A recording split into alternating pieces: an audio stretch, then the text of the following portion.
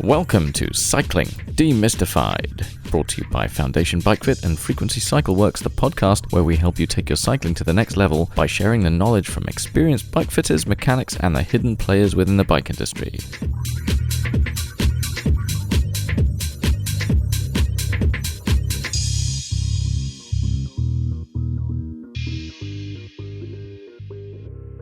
All right, welcome back to the podcast, and today we are sitting down with Ronan Descy from FORM Bikefitting, who has mentored me in the past as a bike fitter when I was a young bike fitter trying to make my way. I looked to Ronan for his advice, and yeah, it's really nice to be able to sit down with you again, pick your brains, and I thought today we would discuss some of what you've done in the past, some of the experiences that you've had, all the learnings that you've kind of accrued along your journey in bike fitting to the point where you've got to now, you've put together this company called FORM, which helps other bike fitters by producing some pretty unique products and a complete suite of products, which I guess bike fitters use to make the magic happen. Kind of very specific tools. So we'll see if we can kind of go around. We'll see where the discussion goes. We don't really know, but I'm sure we'll get onto bike sizing and geometry at the same time, because that's a subject that we're both interested in and have some opinions about. Some strong opinions. Strong opinions, yeah. Let's not beat about the bush. Strong opinions. But, you know, those opinions are formed on Experience. Experience. Yeah, and experience. that kind of is useful, because the bike world is a confusing place, especially when it comes to sizing and geometry. So hopefully this will be useful. Yeah, for the public it's very confusing. Yeah. And there's a lot of misinformation. Never mind politics, bike industry is full of misinformation. Yeah, the bike industry is a funny old place. It's, I don't know, I feel like if people talk to each other better, or there's a more coherent or joined up way of bringing a bike to the market, it would be better. Maybe it's just my bias of wanting bike fitters to be more involved in that kind of design process. Yeah. But I feel like that's a frustration we've both kind of felt over the years. Yes, absolutely. But you've designed bikes as well, haven't you? I've designed bikes, quite a few custom-made bikes for clients of mine, fit clients who've wanted specific brands of handmade bikes. I've designed a range of frames, sort of 5 sizes. So I'm quite opinionated on what constitutes good sizing and good frame shape, and have quite a bit of experience in that field. I started out mainly with an interest in fitting, and then that led me down the road of trying to understand frame geometry, and at some point the concept and principle of stack and reach was offered up to me through an article I read, and it kind of it was like the clouds opened, and I saw a different way of looking at frame sizing at that point, which is absolutely the most accurate way of measuring a frame and also of sizing people. And it frustrated me from that point onwards that the industry is so slow to take on stack and reach. There were a few companies who were publishing on the geometry charts stack and reach numbers, but not a lot. Now, I started a website quite a few years ago called Fit and Find, which was a website aimed at helping the public find the right size bikes for themselves. And through the process of creating that site, I was subjected to staring at thousands of numbers on geometry charts for 3 years in a row. And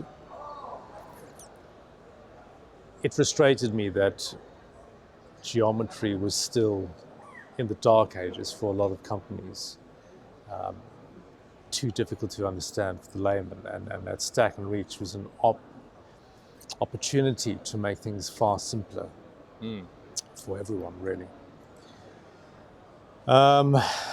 So, I mean, things have changed over the last 10 years. Yeah. Manufacturers have slowly started to include stack and reach in their geometry charts, and now at this point in time, I would say most manufacturers do that. They still, although they're including stack and reach in their charts, they're still basing their design on traditional geometry, some of them. And that's weird.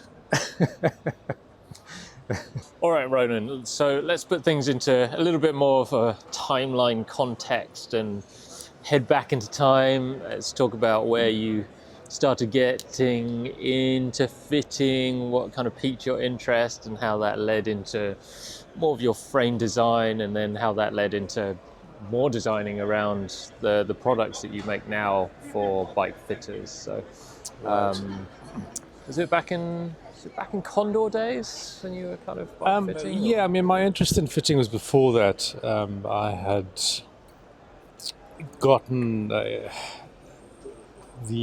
link to Competitive Cyclist, which was a USA website who had a system for sizing. And right when I started riding road bikes in the late 90s, and was kind of intrigued about the fit because my own body shape is unusual and I wasn't kind of fitting into the regular sizes that people were telling me I should be fitting based on my height. I started trying to understand how my own body related to geometry and how I could then solve the problems that I was having on the bike. Now, I had lower back pain, neck pain, knee pain, all sorts of pain. And so the competitive cyclist website in the USA at that time had a system whereby they would take body measurements, you'd put it in the system, and it would spit out 3 distinct geometries for you, each of them with a different name. So I think there was the race fit, there was the Eddie Merckx fit.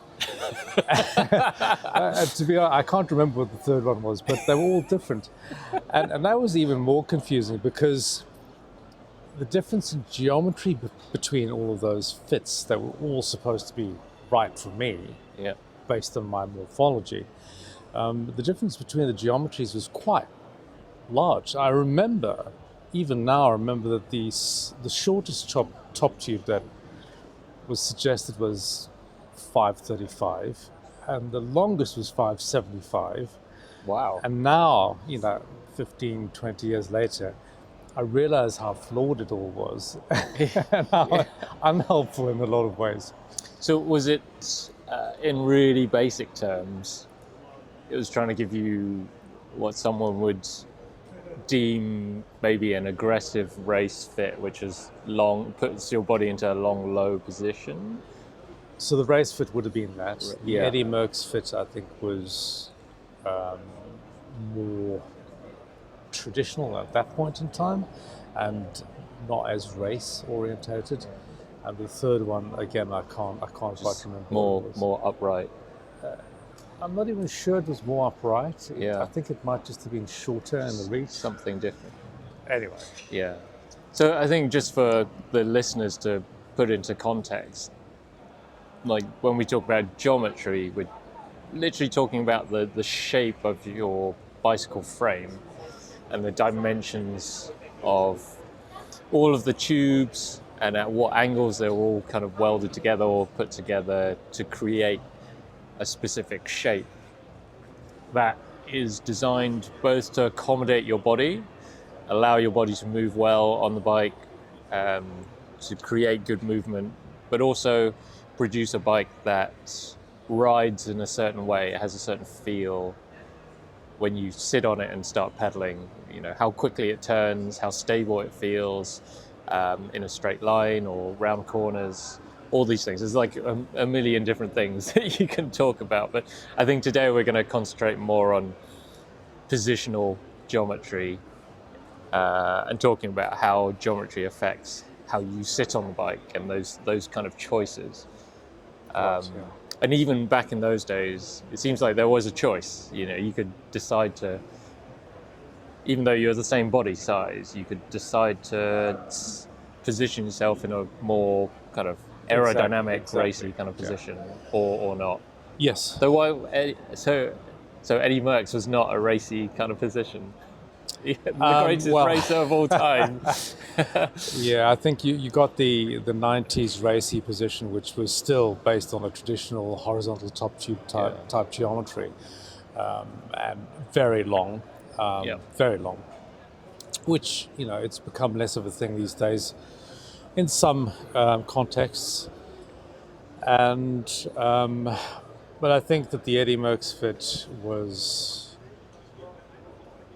more reasonable. I remember it to be more reasonable than the longest fit on that particular system. And so because of the fact that I was trying to solve my own problems and the fact that these three different suggestions of geometry kind of almost made no sense because of the vast difference between them, I looked further and I started trying to understand geometries and bike fitting, which led me at some point to Condor in London. And there I started very basic fitting, which is the system they have there to sell bicycles, a semi-custom type thing. And the following year, I landed up getting a job at Cycle Fit London, which was the point at which I started to really understand sizing, fitting, and geometry. In those days, we were still working off of traditional geometry when we made custom serratas at Cycle Fit. But soon after, stack and reach became a thing. This was quite a revelation, really. It was brought to the fore by Cervelo, who used it to design their range of 5 sizes. Very logical system and one that is accurate and doesn't contradict itself the way traditional geometry does. And I think maybe this is a good point to just expand a little bit on the differences between traditional geometry and then go into what stack and reach is. Not everyone might understand what we're talking about when we're talking about traditional geometry. So traditional geometry is tube lengths connected to tube angles. So you've got a head tube angle and you've got a C tube angle. And those vary from frame size to frame size. And connecting them are tube lengths, predominantly the top tube length. And the tube length is dependent on the angles that is related to. It's related to the angles. They're interdependent, and so if you consider one, you have to consider the other. You can have. This is hard to describe without showing someone, but you can have exactly the same bike with a different seat tube length, seat tube angle, and the effective top tube angle, the effective top tube length will be different. Just because the seat tube angle is different. But the reach number would be exactly the same. So if you slacken the seat tube angle from a 56 top tube, go down to a slacker seat tube angle, you can get a 57 top tube. But the reach, which is a measurement from the center of the bottom bracket to the center of the head tube, stays exactly the same. And that is a logic which you can't ignore. Yeah. Because ultimately, when it comes to fitting, your relationship is between the bottom bracket, where your feet turn, and the handlebars, where you hold.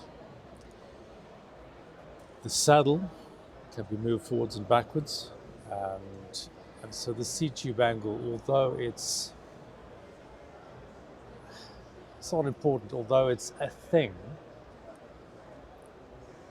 it's more of an effective seat tube angle rather than an actual seat tube angle that's important.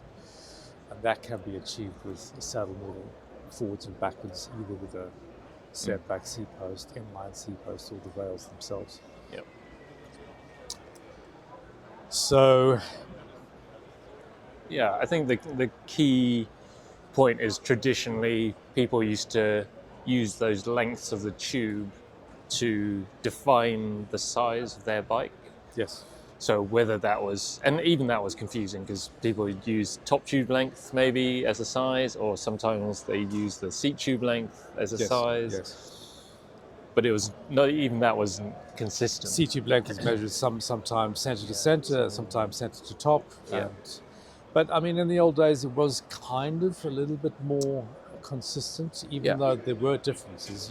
56 is very much a 56 in the old days. Yeah. It didn't change that much because the top tube is horizontal. So the minute you grew the seat tube length, the head tube length had to grow at the same rate. Yeah. So you're getting fairly consistent results. So in those days, saying a frame size was more reasonable than it is these days. And I think a lot of it is just with the advent of different frame materials, different frame design, when Giant brought in their kind of sloping top tube. Yeah, well, Giant bucked the industry with their compact geometry, and that was misunderstood for a long time. But the compact geometry allows a manufacturer to produce fewer frame sizes that still cover the same range of people. And it effectively means you're sloping the top tube and allowing more standover and more adjustment through the stem. Yeah. So it wasn't really a fit-related choice. It was more of a manufacturing choice. It was. I think it was a manufacturing choice. Yeah. I mean, I don't have that as actual information. But We're going to get the guy from Giant coming over in a minute. Yeah. But I don't think in those days that the Giant geometry was. I think you could have flattened the top tube and it would have looked like a traditional geometry. Yeah. So I don't think that it was any easier on the human body than the traditional geometries were. I think it just allowed them to produce fewer frame sizes. Yeah. And just going back to that traditional geometry versus what we now use as our standard, which is stack and reach measurements. I think the concept is that the traditional geometry, as you said earlier, is dependent on the frame angles as well, and so it's they're dimensions which are they're not fixed. They're kind of dependent on other angles, and so we've moved now to measurements that are independent. So it's essentially a coordinate system. It's a coordinate system. Yeah. So you always have a 0 point, and that's fixed, and that's the middle or the bottom bracket. So you can always measure the reach of the bike, which is the length of the bike, essentially how far it is away in a horizontal distance away from the bottom bracket, and then you can measure the kind of stack of a bike, which is the vertical distance away from that kind of 0 point. So we're really kind of anchoring the center of a bike rather than having measurements which are dependent on other measurements, as it were. And so and within the context of exactly the same Yeah. stack and reach number, you can have different C-tube angles if you want to. Yeah. That's an independent decision that you go for. And that's the key concept. So I know it's hard to explain all of this just audially or through audio. So I'll leave some notes and links in the show notes, just so that you can, if you want to know more about stack and reach, then we'll leave some links in there. But we'll do our best to kind of describe it and why it's important. And so I mean, I think where that goes from. it's important because for the average person on the street, frame sizing, it's still being sold in bike shops as the thing to go for. People will get told, "Oh, you're a 54. You're a medium," and it's something that we need to resist as much as possible, because, to be honest, there's no such thing as a medium, and there's no such thing as a 54. If you took all of the geometry charts in the world and put them on one chart, you would get a sliding scale of numbers without any interruption between them. So there are no sort of compartments or divisions that define a frame size. There's everything and anything that you can that you can. I use the analogy of like choosing shoes. Like you go and buy a Nike size 44, and then you go and put on a Adidas 44, and they're completely different, even though they're still termed 44. Or even clothing, you put on a pair of 32 trousers and one brand, and they're just different. So the problem with bicycles is that if someone tells you that you're a 54 or 56, it can get you into trouble and waste your money, because there's absolutely no way on earth that there's a guarantee that it's going to fit you, because you have no idea what the actual dimensions are and whether they suit your particular body dimensions. So the best way is to find a way of establishing what stack and reach parameters would suit you. And that's what I used to do with my customers, is that I would fit them, and I would then find a stack and reach set of parameters which I'd give them, and I'd say, when you're looking at a bike, look at the geometry chart, and anything within these numbers is going to be safe. And that's a lot easier for them to do that's a lot safer for them to do than to go to a store and pick out a 54, which could be miles away from what they need. Yeah. I think the industry it is aware, but it's like a big cultural shift that needs to take place, and culture takes a long time to kind of really accept and re-establish itself. Yeah, I think you're right, and I think it's also difficult for someone on the shop floor to talk in terms of stack and reach. Yeah. So I went to a really interesting talk yesterday. So just for context, we're still at Eurobike here, and I went to a really interesting talk from a company called SmartFit. So they produce a system for shops who want to sell bikes, and it is a algorithmic system to scan a customer, and using body measurements, so limb lengths, arm length, torso length, use those kind of body measurements to suggest bike sizes. And of course, it's easy for a shop staff member to use this because, they just get the customer to stand in front of the camera and it takes all the measurements, and then it consults the database and it spits out the kind of bikes that will essentially fit them. Or the idea is to get the right size. And they're very particular about saying that this is not a bike fit, it's just a bike sizing. So using this data, they can get close to the correct size, or they claim they can get to the right size. Obviously, as a bike fitter, I'm more concerned about the details, and I would argue that you can do a lot better, especially if you're going to be spending a lot of money or investing a lot of time and effort into a bike. You probably want to know a few more details before kind of investing into a bike. But I don't know what your thoughts are on just using kind of body measurements. So I also have some figure out experience in that. Around the time I was looking at competitive cyclists, I was also looking at bikefitting.com, which was the original body measurement system. I think it started in Belgium. Anyway, they took leg length, torso length, arm length, various measurements. And again, they came out, the algorithm would pop out a geometry that was quite aggressive, quite long in the reach. And so after having some experience with that in the bike shop, I realized that it wasn't actually doing the right thing.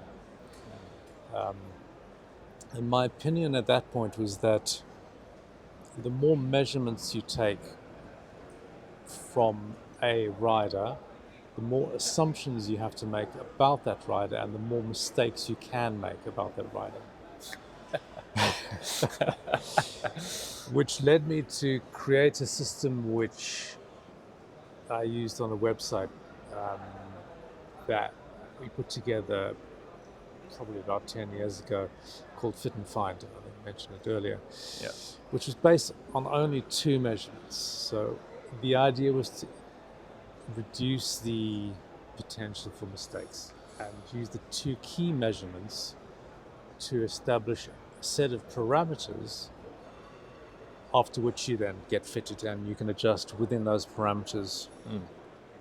And I felt like it was successful. So it was an inseam measurement and it was a body height. And those got divided up in a specific way to then translate into a stack and reach set of measurements based on whether you wanted a race fit or an endurance fit. So quite a simple system, but reducing the possibility of assumption and mistakes. Because all the measurements in the previous systems are based on areas on the body that you have to, sort of points that you have to locate. The minute you're out by half a centimeter or a centimeter on each of those points, that can change the geometry quite substantially. So I think it is possible to get a fairly accurate sizing through body measurements, but as simple as possible. And then after that, you would then engage with more fine-tuning and the final positioning with stem changes and saddle adjustments, etc. Yeah, that kind of makes sense in terms of certainly if you're coming from a bike shop point of view, you want to try and make it as simple as possible to try and figure out, what potential size does a person need. But I do like your point of assumption. Like, I feel like every kind of system that you put someone through, unless it's a bike fit, there is a lot of assumption. There's always assumption. And within assumption, then there's always a degree of error that could occur. And that could also be on the part of the rider themselves. Like, so many people want a race fit, but whether or not that's the most appropriate fit for them, that's another question. But do they know the consequences of that assumption of, I want the race fit or I want the endurance fit? And I feel part of the equation is making people aware of, the consequences or the choices or the implications of those choices. But it's quite difficult whenever you introduce a scale, people identify with a certain part of that scale. Exactly. Yes. So it's I literally, like, every system out there I've seen, certainly in this show as well, like, everyone has that kind of scale in terms of, well, how racy you want to be, and that scale is basically how bent over your body is. Like, you went to the Ergo-Tech stand where they had a kind of retro kind of fit bike, Trick, yeah. but the background was literally like an angle scale of, like, how far can I bend my body forward, and, like, some of it might just be down to kind of limb lengths. Like, you're a guy with, like, long legs but a shorter torso relatively, but I have no idea how far you can kind of bend your body. I mean, it's quite funny because most people, if they look at me, they want to put me on a 56 and don't realize that for me, with the saddle height that I have based on my height, it's actually lower. The front end is lower than it would be for a standard proportioned person on the same bike. So it's not equivalent to, it's lower. So I would then be using a taller head tube to achieve the same position that they would be on a race bike. And so much comes into play when you're talking about being low on the front. So many elements: lower back, neck, up body strength, saddle positioning. So when you're sizing someone, to sell them a bike, to provide a bike, it's your responsibility to give them the platform that allows them to work within certain parameters and find a space that they're happy with. You don't have to prescribe, you don't have to say this is going to be your final position. Because some people will, a month after buying the bike, they'll want to go lower. And that's fine. It's your job to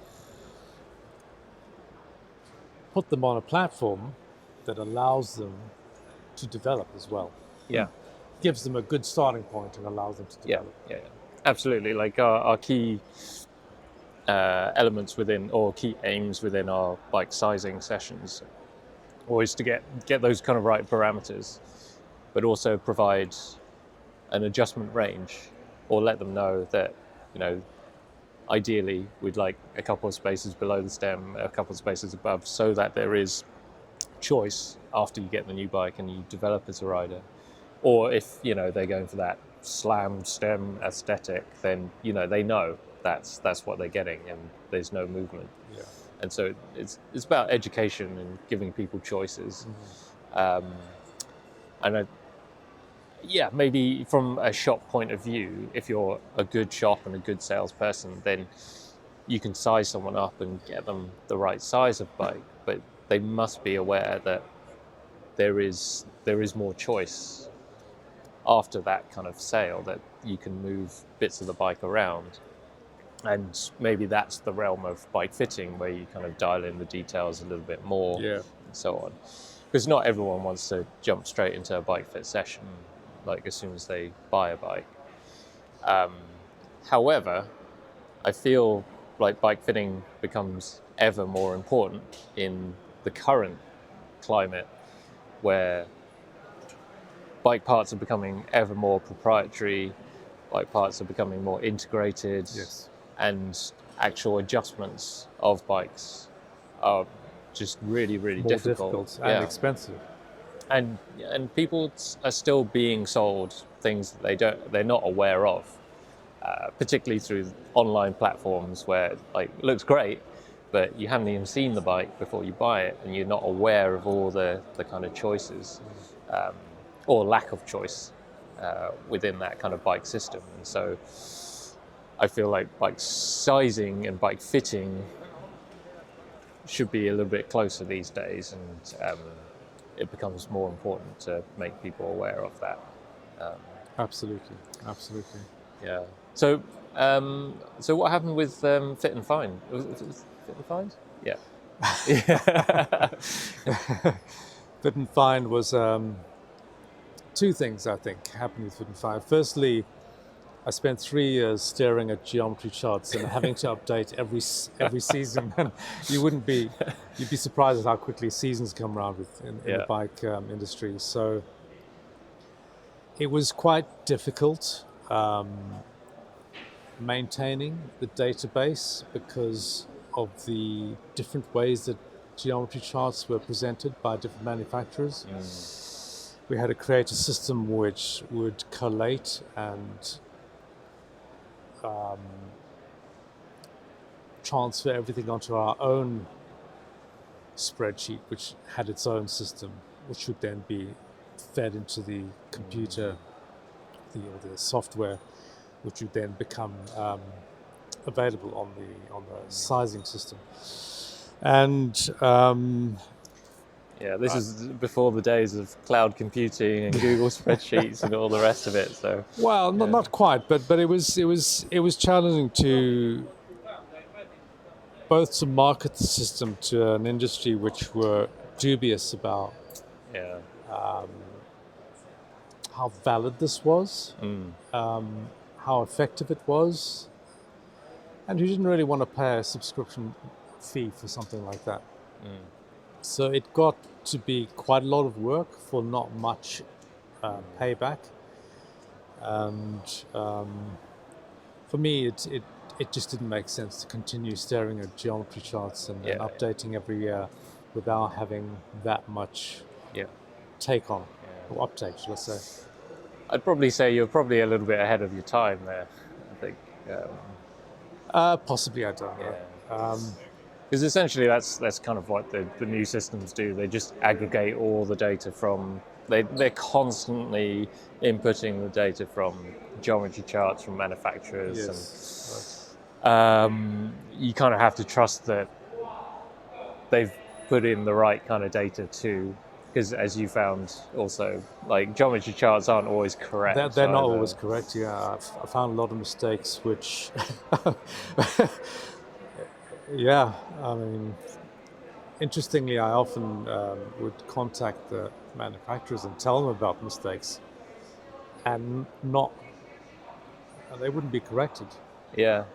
So I mean, we see it all the time when we measure a bike. We literally have a physical bike and we try and measure it. And we're like, this doesn't make sense. And then you figure out that, on the geometry chart, there's a bit of human error and they've got two numbers the wrong way around. Yeah. You're like, that makes sense. I think there's a lot of value in kind of just getting into the details of it, but it's a difficult space to be in. I think bikes are actually, it's trying to make a complex equation actually fairly simple. Yes, it is a difficult place to be in. It's as I said, it's hard for bike shops to engage with Stack and Reach or trying to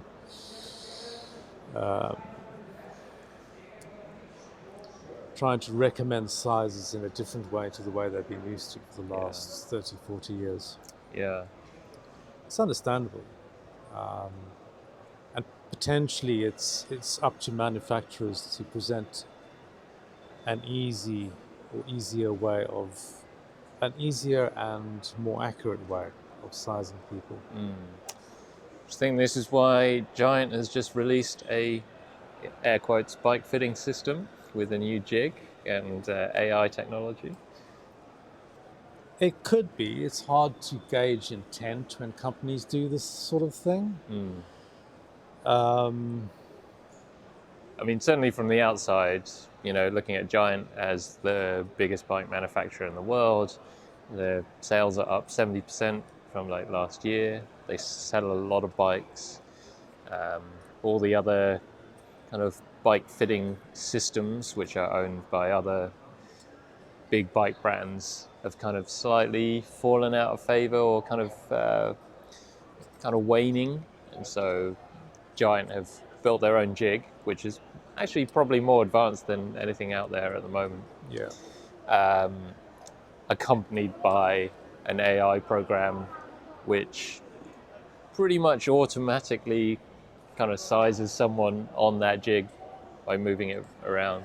Seen this from Sella Italia as well, who use their ID match system to kind of automate a lot of sizing.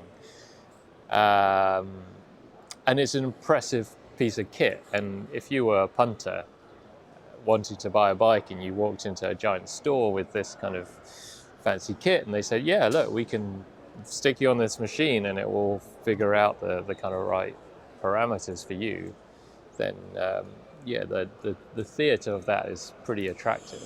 Yeah, it is. I mean, it could be that Giant are hoping to improve fit choice, size choice in bike shops.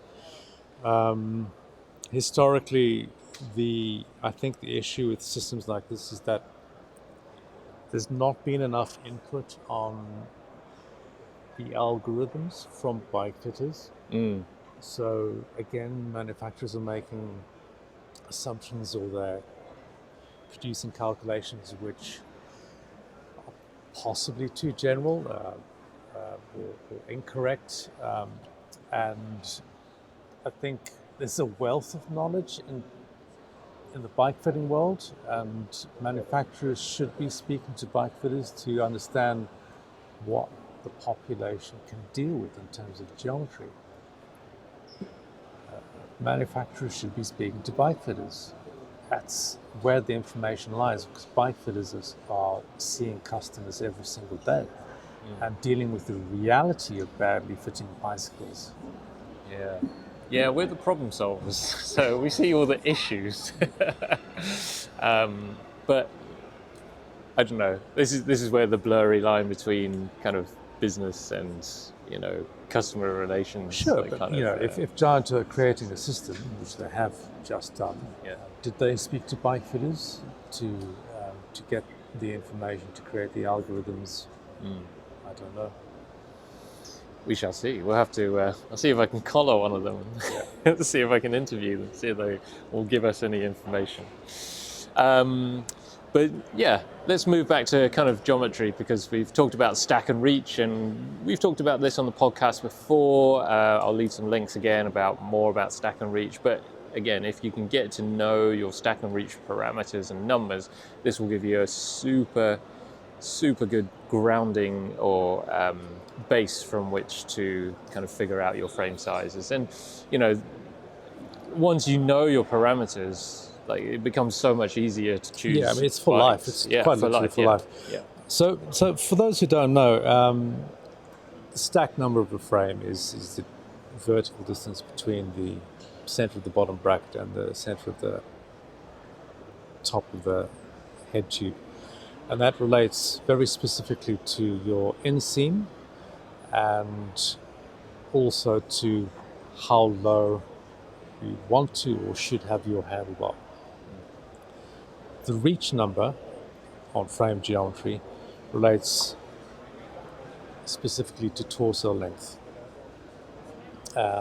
It will also relate to arm length, but it's the upper body side of things. And that would be adjustable through the stem predominantly, with a little bit done on the saddle, depending on. So if there's one thing that you could do as a rider is to just be aware of those kind of proportions. Not even like exact measurements, but just, do you have longer legs relative to your torso, or do you have longer arms? Like you can kind of gauge it quickly through like an ape index test, which is like kind of what your wingspan is relative to your height and so on. So if you don't know about the ape index, Google it. I'm sure you'll find it. Just be aware, like, do you have long legs, short torso, or are you the other way around? You have like short legs and a long torso, and that already will kind of put you into a certain kind of ballpark, and you can figure out, whether or not you need a frame with a long reach and a low stack, or a short reach and a high stack, maybe. Or an average. Or an of average, both. yeah. For an average rider. But apart from stack and reach, the one other key variable on frame geometry, which is also really important which is critical for kind of sizing, is seat tube angle, which we haven't talked about. We haven't yet. So let's talk about that. Your face. Let's dive in. Yeah, it was interesting. When I was doing Fit and Find, I wanted to incorporate some way of measuring, getting a seat tube angle measurement. But I think, again, Cervelo were right on the money when they introduced their range of frames, which all had exactly the same seat tube angle. They all were at 73 degrees. And the reason for that is because as the frame grows in height, the seat tube angle naturally goes rearward because it's going up at an angle. And so changing the seat tube angle, particularly on the extremes, on the really large bikes and the really small bikes, can present some substantial problems for fitting. On small bikes, manufacturers used to steepen the seat tube angle to quite ridiculous levels, 75 degrees, which is triathlon territory. And a lot of that was not even fit-based. That was just to reduce toe overlap, push the top tube forward so that there'd be less toe overlap. But Cervelo came up with this concept of one seat tube angle for all frame sizes, and it again made a huge amount of sense. Canyon has done the same. So there, I think it's 70. Well, interestingly, I think both manufacturers are starting to introduce different seat tube angles in line with, I think some of their gravel products now, they're starting to steepen those seat tube angles a little bit, right, and so on. Okay. But I think for their road range, like Cervelo is still sticking with 73, which is always good. Like you can always rely on Cervelo to be that 73 degree seat tube angle. I mean, there are a lot of opinions with regard to seat tube angles, and it's not to say that different seat tube angles don't work. Absolutely not. If you're producing a range of frames, making assumptions on what seat tube angle should be applied to that frame size is a flawed principle or concept, because you're making assumptions on the rider's morphology that might be riding that bike. Yeah. So I think the key interesting thing here was that so Cervelo were trying to bring about a little bit more consistency in a rider's ability to position themselves in a certain kind of way. And, that absolutely, like, that position might not work for everybody, and it certainly won't work for everybody, but certainly within the size range of that particular bike, then there was consistency within that. And I think some of that was in, did they have consistent kind of handling as well? Like, I think trail figures, things like that. I think what I read was that they were trying to establish a consistent experience across all the frame sizes. Yeah. So how a geometry changes throughout the different sizes of bike has a direct effect on how the bike feels and rides and so on. So for the large bikes, they try and make them less sluggish, Yeah. and for the smaller bikes, they'd Yeah. I think the main aim was to Yeah. reduce the toe overlap Yeah. and still retain the snappy feeling. Yeah. Yeah, and a lot of that just comes about because of wheel size. So across all the frame sizes, from the very smallest to the very largest, you still use the same wheel size, and so that wheel gets in the way, especially on the smaller sizes, of you being able to create the same kind of position without, drastically changing the geometry. And so, yeah, manufacturers are juggling all these elements of fit, but also handling, and then manufacturing consistency. So yeah, I think Cervelo have to take a lot of kudos for trying to change the game on that and producing these bikes which try to have a bit more consistency about them and so on. But even before we get into that, we should probably talk about how seat tube angle affects kind of fit and feel, and why should people care about seat tube angle? What does it do? You got any thoughts on that? And it's certainly become a trend as well. There's certainly in the mountain bike world at the moment, steep seat tube angles are really trendy. Literally going into triathlon territory. Aero, there's been loads of stuff out there about everyone wants to kind of sit further forward for various different reasons.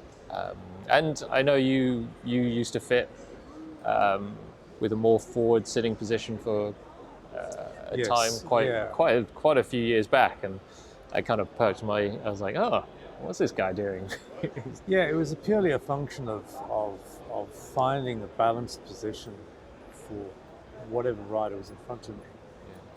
A balanced position that was powerful, where the legs were highly functional and there was as little impingement as possible. So having saddles further back impinges the hip flexors on a lot of people. And this is it's a subject I'm reluctant to talk about because there are very, very differing opinions on this. But personally, in my fit studio, I got very, very good results. I would say 90% of the time I was moving people further forward than where they were. Yeah. It wasn't always. I also moved people backwards. But I found that the way bikes came out of the factory with whatever seat tube angles they had and the seat post setback, putting riders too far back. And I was moving riders forward, putting inline seat posts in, and riders were feeling incredibly planted, incredibly powerful. And we've actually seen this happen in the peloton. The riders are riding further forward now. It's just kind of natural rotation. It's good to see. Some riders in the peloton are very far forward, probably further than I would put them. Yeah. So there is a limit to where you should be going, and that's going to be related to the bottom bracket and how your legs turn, as well as how much weight is being thrown onto the hands. Yeah. It's linked quite a lot with stem length and how straight or bent your arms are.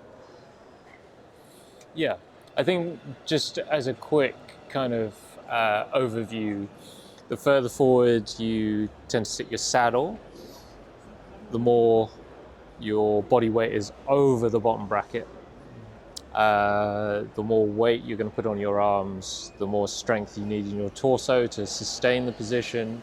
It's an equation against gravity, really. So more weight coming forward requires more upper body strength to kind of hold that kind of position, but at the same time, the more weight or body weight or leg you have over the bottom bracket and the pedals, then the more powerful your pedal stroke will be, or the easier it is to kind of generate that force against the pedals. If you get it in the right place, then the more open your hips are, so the angle which your legs and your torso create at the hip joint. Generally, the more forward you are, the more open you are, so it becomes easier to kind of turn the legs over. So that's a very general kind of view. And vice versa is also applicable. So the further rearward you go, the more you close up that hip angle, the more your torso gets closer to your top of your thigh at the top of the pedal stroke. The more weight you take away from your hands and away from the feet, because you're pushing your bum back behind your feet. And that has an impact on kind of pedaling smoothness and your ability to create kind of good force against the pedals. Rather than pushing straight down, you're kind of pushing forward against the pedals a little bit. So if you're going really far back. So everyone exists on that kind of spectrum somewhere, forward and back, and it's just being aware of what the consequences are. Exactly. I don't think there's a thing of it's the right position or it's the wrong position. You get different positions, and people can ride in different positions, and people can change their positions. You have to keep asking yourself the question, does this work, and how well does it work, and is there something else that can work better? Yeah. So, I think people just need to kind of look at the global view, because it's really easy to kind of follow all the trends. Like people are like, I want to push my saddle forward because it means I can be more aerodynamic. But what is the cost of that? What happens when I go really aerodynamic? Is there a biomechanical improvement? Or is there a biomechanical cost of putting yourself in that kind of new position? And then you can start weighing up, is that cost worth it for that new position? Is it not? It's a process of saying to yourself, right, I've got X power coming through the pedals, through the cranks. I want to retain that, but I want to get more aero. The primary thing you're doing is producing power. Yeah, that's the first and foremost thing. That's the most important thing. Without doing that, it's pointless. Yeah. You then start engaging with a more aerodynamic position to increase what your power does, to enhance what your power does. If you go straight to aerodynamics without thinking about what your legs are doing, you can feasibly shut off some of the power coming through your legs quite easily. Yeah.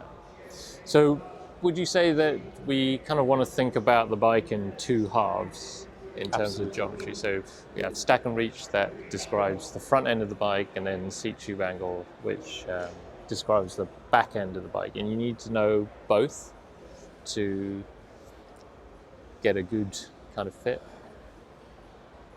I don't necessarily think you need to know the seat tube angle, because you can ride different seat tube angles providing your saddle's in the same position relative to the bottom bracket. Right.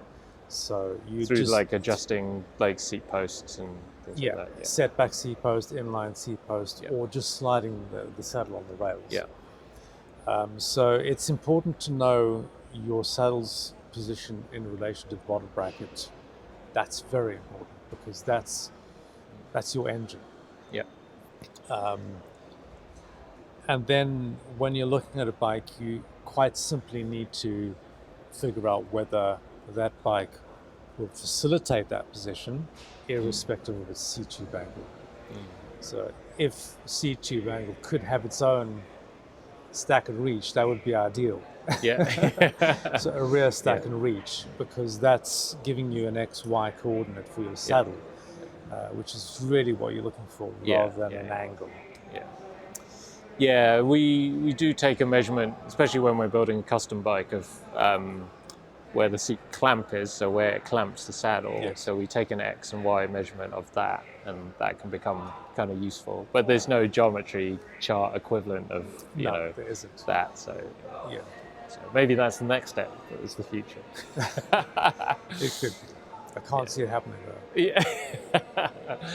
But this is also why I get really excited when you find, like, you come to these big shows like here and you find like this, we were at the Ergotech stand and found the seat post, which you can like change radically the position from like 50 mil further back to 10 mil further forward, all in the same seat post. And it suddenly gives you all these different possibilities of like kind of where you can position yourself or kind of correct things which aren't ideal, things like that.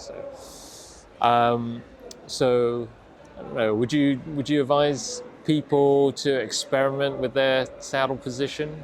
I always advise people to experiment. I think there's nothing better than self-knowledge. I advise people to go out and ride and analyze one bit at a time. So you analyze your feet, you analyze your legs, you analyze your hip flexors, analyze what's going on in your upper body when you're on the hoods or in the drops for prolonged periods of time. Analyze absolutely everything and try and understand it so that you know how to correct it if there's a problem. Bike fitters will be able to, or should be able to do that, but there's no one more connected than you to your own body. And so even if you don't know how to correct it yourself, having the ability to voice what your experience is on the bike to the fitter is extremely important. I think the customers that frustrated me the most were the ones who said, "Oh, I don't know," and weren't interested in finding out. Because I'm not going to pretend to know all the answers. And I'm very interested in knowing what a rider feels like. And I would often send people out and say, come back and tell me what it's like to be in this position for 100K. It's a bit like going to the doctor and saying, just give me some medicine. It's like, well, what do you need it for? I don't know. Exactly. Like, I don't even know. Something hurts. But in terms of experimenting with positions, yes, absolutely. Be very careful, because if you've got a position that's working and you want to see if something else works better, it's very important to take as many measurements as possible of your current position, mark the position, and move from there, but make sure you can get back to it. Because there's a lot of people who will lose their position, like within 2 adjustments, they don't know how to get back to where they were, and then they've lost their fit, etc. So, yes, very, very important to experiment, but as long as you can find your way back to where you were, in case your experimentation doesn't go well. And I think this is some of the danger of a lot of algorithms or methods that just kind of, it's easy for riders to just rely on those kind of methods, or someone or some machine just telling them, like, this is your position, this is your size, it's right. There's always degrees of. It's absolutely not right. There's no one like you, and there's no one who's going to experience. You're the person who has to be on that bike. You're the person who has to live that experience of being on that bike. You can't let someone else tell you, or you can't let a machine tell you what that experience is going to be. Your intention is to enjoy yourself, to ride because you're passionate about riding. Why would you want that to be an unpleasant experience because a machine told you that this is your position? Or because a fitter doesn't know what he's talking about told you that's your position. This is why it's important to experiment. This is why it's important to make decisions for yourself and say, I know I've been told this, but I know better because I can feel it. It doesn't feel right.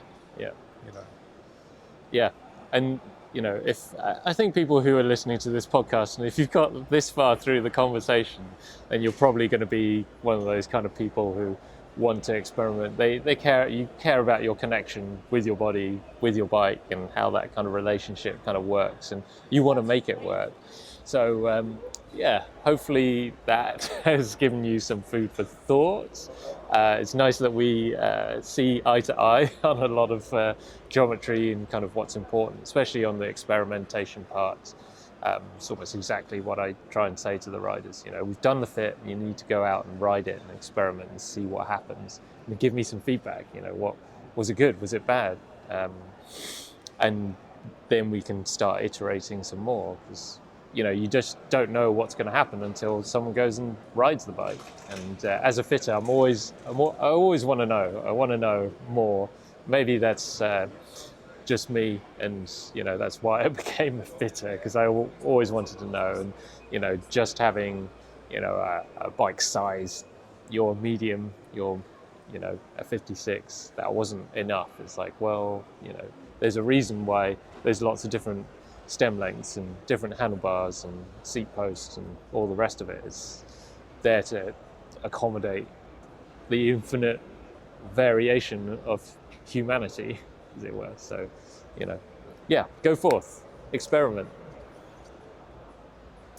I think that's about it. Well, thank you. No, thanks, Ronan. Thanks for bearing with us. Thanks for entertaining us, and thanks for sharing your experiences. If people want to find you, I don't fit anymore, but I still talk to people about fitting, and I still attempt to solve problems if I can, via email, sometimes via video. I'm very open and willing to talk to people. I love talking to people. Just give the listeners a quick overview of what you actually do now. So you're not fitting, but you make bike fit products. At present, design and manufacture bike fitting products, which are predominantly related to the foot, foot correction or optimization, shims, wedges, extender plates. The range might get bigger soon. And so that's what I'm busy with all the time. No time for fitting. I know you sell predominantly to bike fitters, but you have a lot of people who come to you directly, just kind of regular riders looking for those solutions. We sell direct to riders. Again, part of my belief that experimentation is good and not dangerous. Yes, at an extreme, it's dangerous to experiment with wedges if you put 4 or 5 under your cleats, but you've just got to go out there and try stuff, and throwing in a couple of wedges or a shim or whatever, it's useful. It gives you information, it gives you knowledge about yourself. We sell direct to riders, we sell to fitters, and you can contact me at contact@form-bikefitting.com. Yeah. So I'm sure if you Google FORM-bikefitting.com, you'll find it. I know a lot of riders really like your shims, in particular the mountain bike shim, because no one else really makes anything like that, do they? Yeah, it's the walkable shim, so it allows you to. Yeah. So if you've got a leg length difference and you're wearing mountain bike shoes, then this allows you to correct for that kind of leg length difference, but also still allows you to walk around in the shoe without ice skating, as it were. So good stuff. So if you are interested in Ronan's stuff, find him at formbikefitting.com, and or get in touch with him by email, and he'll be happy to help out. Otherwise, thanks very much, and we'll catch you on the next one. Yeah. Right. Cheers, Ronan. Bye. Here's what I want you to do. I want you to tell all your friends about me. At Cycling Demystified on Instagram. Tell everyone. And leave us a review on your podcast platform, whether it's Spotify, Apple Music, Amazon, whatever. That would help us out a lot. Suffering from numb hands, tingling toes, and any other persistent discomforts when you ride? These are all signs that your bike fit could be improved. If you're bike fit curious, get in touch with Way or Matt by emailing info@foundation.fit or finding them on Instagram @FDN_bikefit. Finally, for all your bike servicing needs, custom dream bike or hand-built wheels, go to www.frequencycycleworks.com or find me on Instagram @frequencycycleworks. Until next time.